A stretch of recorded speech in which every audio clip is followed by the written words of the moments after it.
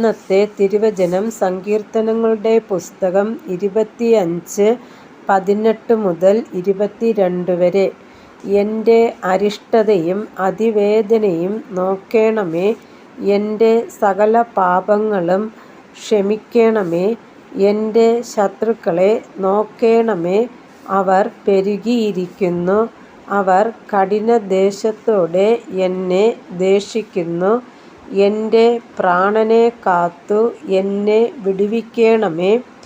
നിന്നെ ശരണമാക്കിയിരിക്കയാൽ ഞാൻ ലജ്ജിച്ചു പോകരുതേ. നിഷ്കളങ്കതയും നേരും എന്നെ പരിപാലിക്കുമാറാകട്ടെ. ഞാൻ നിങ്കൽ പ്രത്യാശ വച്ചിരിക്കുന്നുവല്ലോ. ദൈവമേ, ഇസ്രായേലിനെ അവൻ്റെ സകല കഷ്ടങ്ങളിൽ നിന്നും വിടുവിക്കേണമേ. ദൈവമേ, അങ്ങേക്ക് മഹത്വമുണ്ടാകട്ടെ. ആമേൻ.